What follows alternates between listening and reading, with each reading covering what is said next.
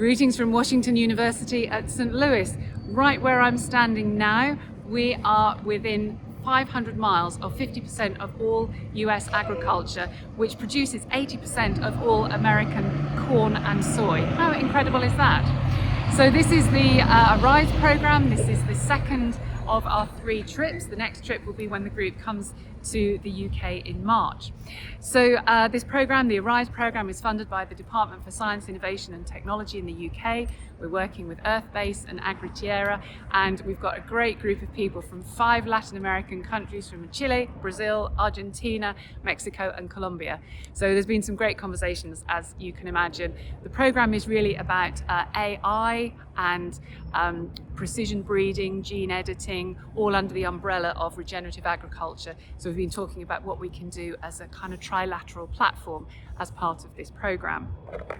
So we've had lots of visits. We've been to the Danforth Plant Science Centre. It's been great to see Giles Oldroyd, old contact and friend from Cambridge, and Phil Taylor from Bayer. It's been great to have a visit around the Bayer campus as well.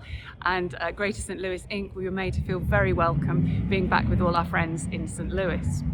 And one of the phrases that came out in one of the conversations, I really like this, about sort of growing startups, providing an enabling environment, getting technologies onto farm. And I'm going to read it so that I don't get it wrong. Target faster, verify locally, and scale globally.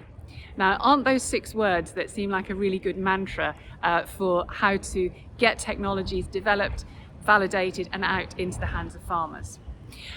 And it turns out, talking to our colleagues from LATAM, we all really have the same challenges, where there's always a scaling issue with companies, there's always an adoption challenge with persuading farmers that this is a technology that is going to help, that is going to support their activity.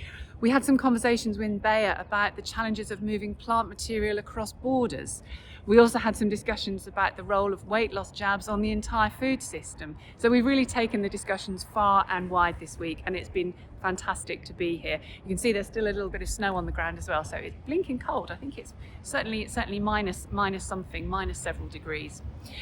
And right, so finally, I wanted to talk a little bit about some long-range weather forecasting solutions. So on, I think it was Monday, which was February the 2nd, it was Groundhog Day. And Groundhog Day is when Punxsutawney Phil, I hope that's how you pronounce it, groundhog, comes out of his burrow in Gobbler's Knob in Pennsylvania. And if the groundhog can see his shadow, it means there's going to be 6 more weeks of winter. So everyone was eagerly awaiting whether the groundhog could see his shadow, and he did. So the long-range weather forecast, according to the groundhog, is that we have 6 more weeks of winter. Now, I did a bit of Googling, and actually he's only accurate about 35% of the time. So if there's any farmers out there wanting to do a long-range weather forecast, we're probably better off with sensors and satellites and computer models. But anyway, it was Groundhog Day, and people are very excited about it. Okay, I'm going to go and warm up. Have a great weekend. See you next week. Thanks for joining us for this week's Agri-Tech Update. Subscribe, share and stay connected. And don't forget to sign up for our newsletter to get the latest innovations straight into your inbox. See you next week.